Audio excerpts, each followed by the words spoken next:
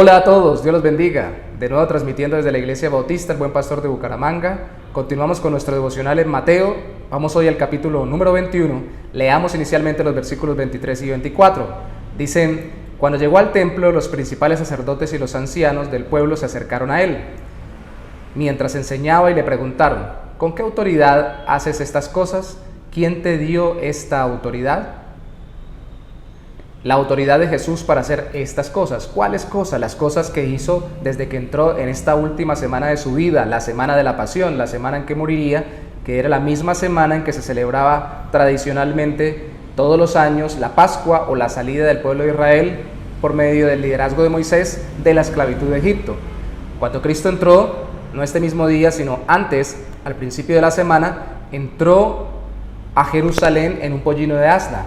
Le mandó a decir a sus discípulos que fueran y lo recogieran. Ellos hicieron como él les dijo. Se cumplió la profecía que así entraría el rey viene a ti manso y sentado sobre un asno, sobre un pollino, un animal de carga, porque Mateo cita siempre las profecías del Antiguo Testamento para ver cómo Cristo, o para mostrarnos cómo Cristo las cumplía. Y cuando entra, la gente le alaba. Algunos se preguntan quién era, y en la respuesta también Mateo nos indica que cuando le dicen Hosana al hijo de David, que lógicamente era una alusión a que era el Mesías, algunos contestan: este es Jesús, el profeta, el de Nazaret de Galilea. Entonces lo tenían como alguien con autoridad, por lo menos como un hombre importante, si no el Mesías, que muy probablemente algunos pensaban que lo era, por lo menos era un profeta como los del Antiguo Testamento. Tal autoridad tiene Jesús, que tiene autoridad sobre la adoración. No solo la gente espontáneamente sale a él, sino que también tiene la autoridad para entrar a la adoración establecida dentro del templo. El templo en Israel era el centro de la adoración de acuerdo al Antiguo Testamento. Él entra, allí vendían en la parte externa, no propiamente en el santuario, vendían palomas, cambiaban monedas, y algunos dicen que con esto se usufructuaban de la fe de las personas, cobrándoles más dinero por los animales excesivo, teniendo una moneda especial para el cambio y para el uso dentro de la adoración en el templo. Entonces Jesús entra y cita también el Antiguo Testamento. Mateo lo registra cuando dice que habéis hecho de la casa de mi padre una cueva de ladrones. Mi casa será casa de oración. Entonces Jesús es también Señor, o tiene autoridad sobre la adoración en el templo, la adoración establecida, y juzga que está mal hecha. De hecho, los echó fuera a todos los que vendían y compraban en el templo, volcó las mesas de los cambistas y las sillas de los que vendían palomas. Y cuando lo redarguyeron o le preguntaron por qué hacía esto, dijo: nunca leísteis de la boca de los niños y de los que aún maman fundaste la fortaleza. Porque no criticaron tanto, de acuerdo a Mateo, el hecho de que hubiera hecho esto aún en ese momento, sino que lo hubieran alabado tanto los demás, porque él se hace Señor o tiene autoridad sobre la adoración. Ahora, tiene también autoridad sobre la naturaleza. No solo como Dios hecho hombre debe ser adorado correctamente y sabe e indica cuándo está bien o mal la adoración que tenemos para con el Señor, sino que también como Dios hecho hombre puede también controlar la naturaleza, y maldice la higuera estéril que no le produce fruto cuando va en la mañana siguiente a tomar de ella y no encuentra nada, está estéril. Inmediatamente ella se seca, los discípulos se asombran, y él les dice: de cierto os digo que si tenéis fe y no dudáis, no solo haréis esto de la higuera, sino que a este monte le decís: quítate y arrójate al mar, será hecho. Todo lo que pidáis en oración creyendo lo recibiréis. Ojo, aquí no está diciendo que todo lo que ustedes digan que suceda, sucederá por su antojo, sino lo que pidan en oración. Y si en el momento Dios los mueve a hablar con autoridad, como pasaba con los apóstoles, que tuvieron la autoridad del Señor para dejar la palabra y hacer milagros especiales y corroborar que eran los que podían dejar constancia de cuál fue la revelación a través de Jesucristo y cuál debía ser la conducta de los creyentes en Él, pues sucedería. Pero sucedería por la fe en Él, porque Él es el que tiene el control. De hecho, este milagro hecho sobre la naturaleza muestra su autoridad también sobre su pueblo, que sería lo siguiente: porque la higuera, junto con la vid y junto con plantas que eran de especial importancia para el pueblo de Israel en esa época, y desde años antes, había sido usada por el Señor en el Antiguo Testamento para simbolizar a su pueblo, a Israel. Entonces, al maldecir la higuera, también se piensa que está mostrando cómo la esterilidad del que debía ser su pueblo, de los israelitas, se mostraba en el hecho de que lo rechazaran y que no estaban siendo fértiles ni produciendo el fruto agradable de adoración correcta a Dios, recibiendo a Cristo como Salvador, y por ello Él tendría que hacer todos estos milagros también para llamar su atención, la de muchos, y al final algunos terminarán creyéndole por la obra gloriosa de su Espíritu Santo en los corazones. Luego la autoridad de Jesús es cuestionada en los versículos iniciales que leímos, y cuando lo cuestionan, ya propiamente en los versículos que leímos en el 23 y 24, en el 23, él le responde en el 24, yo también os haré una pregunta, y si me contestáis, también yo os diré con qué autoridad hago estas cosas. El bautismo de Juan, ¿de dónde era? ¿Del cielo, de los hombres? Y ellos discutían entre sí, diciendo, si decimos del cielo, pues nos dirá por qué no le creísteis, y si decimos de los hombres, pues tememos al pueblo, porque tenían a Juan todos por un profeta. Entonces ellos dijeron, no sabemos, y él dijo, pues tampoco yo digo con qué autoridad hago estas cosas. La realidad es que el Señor no tiene que vivir dando explicaciones sobre su autoridad. Él es el Señor, Él es el Dios hecho hombre, nuestro Salvador Jesucristo. La realidad es que nosotros debemos someternos a su autoridad. Él sabe cuándo nuestro corazón realmente le adora espontáneamente, cuándo le adoramos como pueblo, si realmente confiamos en Dios, en el Dios de la Biblia, conforme a su palabra, cuándo le adoramos congregacionalmente de forma correcta. Él sabe cuándo una planta produce o no produce, cuándo debe producir o no, y cuándo debe ser desarraigada o inutilizada o seca. Él es el que tiene el control sobre todo. Nosotros debemos más bien tomar todo esto y entender que Él tiene el control sobre su pueblo. Y debemos más bien, de acuerdo a lo que dice la palabra, todo esto lo enseñaba, arrepentirnos de no someternos a su señorío. Él tiene la autoridad, no nosotros. A ver, los que ya hemos creído en Cristo Jesús como Salvador, debemos someternos cada día más a su señorío en cada área de nuestras vidas.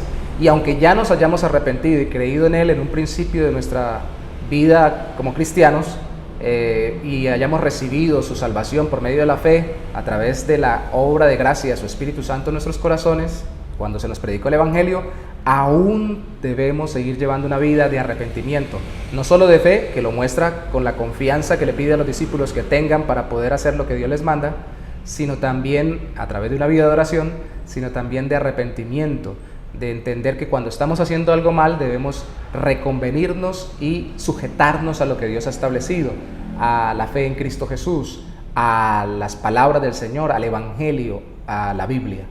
De hecho, lo que sucede es que después le da una parábola, o más bien dos parábolas al final de este capítulo. Una de ellas es muy importante porque habla especialmente de eso, del arrepentimiento. Son dos hijos. Un hombre que tiene esos dos hijos se acerca al primero y le dice, vete a trabajar en mi viña. Él dijo, no quiero, pero después arrepentido fue.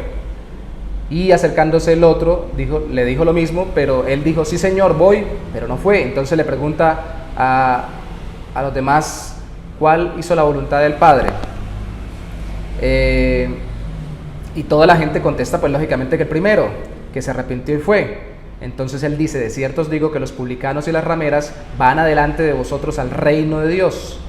Porque vino a vosotros Juan en camino de justicia y no le creísteis, en cambio los publicanos y las rameras le creyeron, pero vosotros, aunque visteis esto, no os arrepentís después para creerle.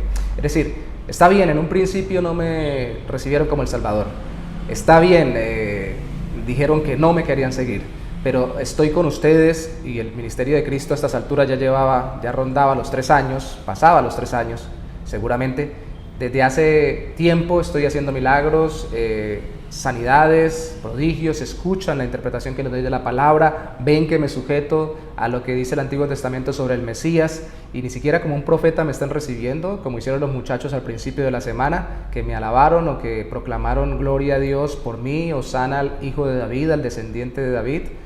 No hacen eso, y sí lo han hecho las prostitutas o las rameras, como dice la Reina Valera, los publicanos, que eran tenidos como grandes pecadores porque manejaban los impuestos de parte del gobierno que los oprimía, del gobierno romano. Ustedes, que son los especialistas en la ley y los líderes religiosos, no se sujetan a mí y no reconocen mi autoridad. Deberían haberse arrepentido, y esto nos habla a nosotros del arrepentimiento. No se trata de que seamos perfectos, porque Él mismo lo había dicho antes, que Él vino por los enfermos, no por los sanos, por los pecadores, no por los justos, porque realmente todos somos pecadores.